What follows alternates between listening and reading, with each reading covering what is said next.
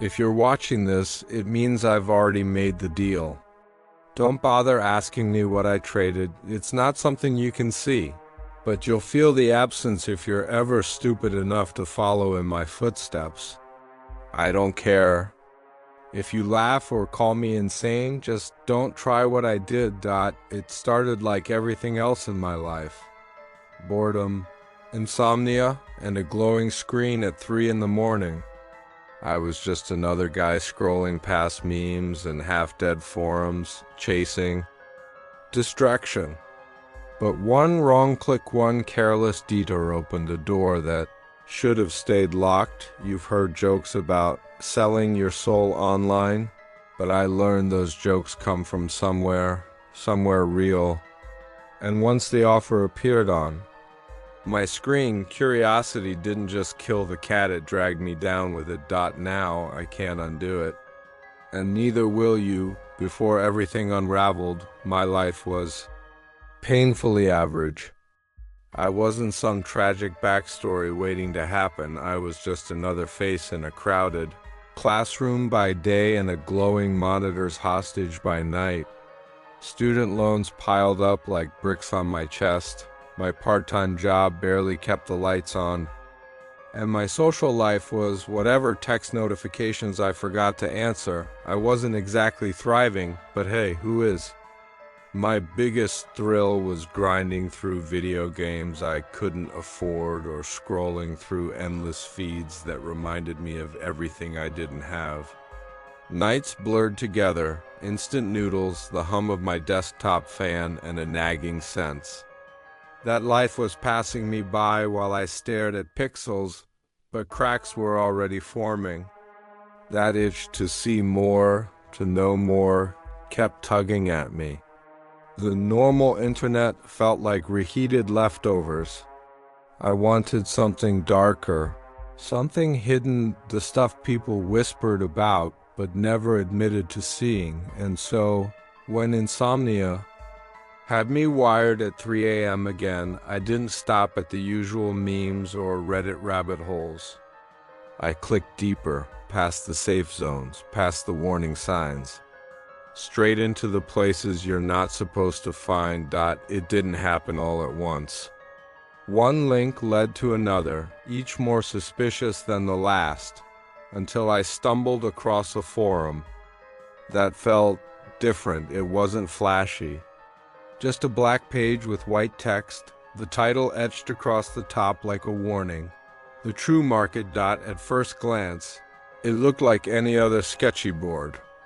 Threads about hacking services, counterfeit passports, all the usual urban legends of the dark web. But the deeper I scrolled, the stranger it got. Listings that made no sense. 2 weeks of you $3,500. Erase one memory price negotiable. Soul, partial, or full DM for rates. The comments weren't jokes.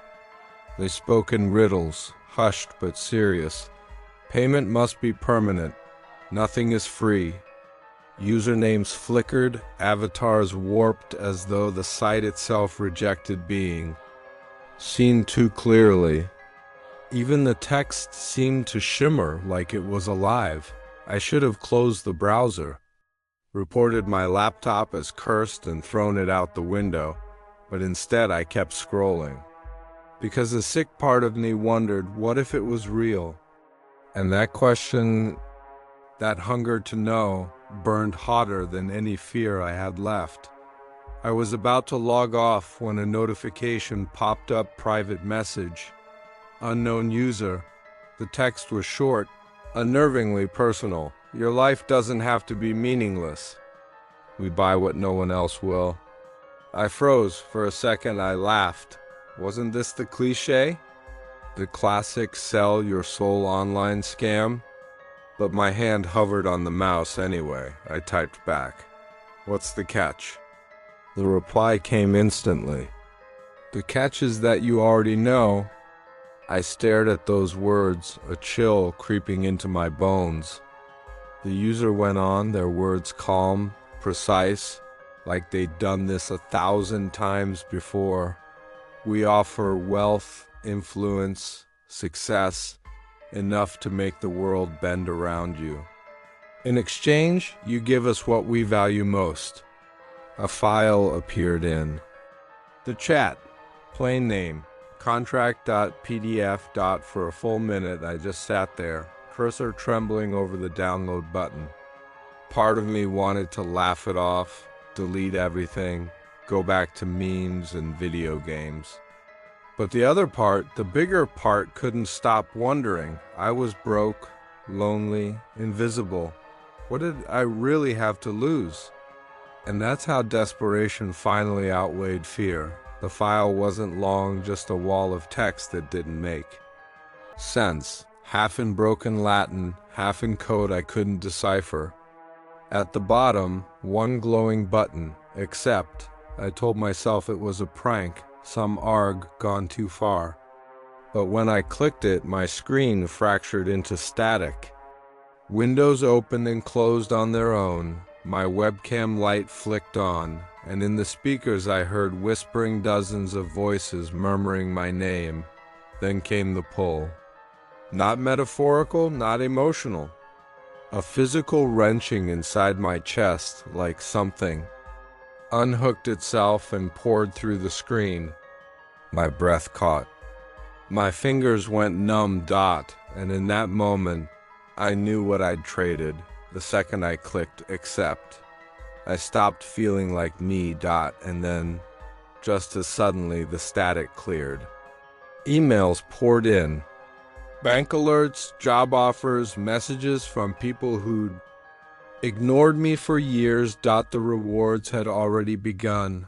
Overnight, my world flipped. My bank account ballooned with numbers I'd never seen outside of daydreams. Job offers rolled in.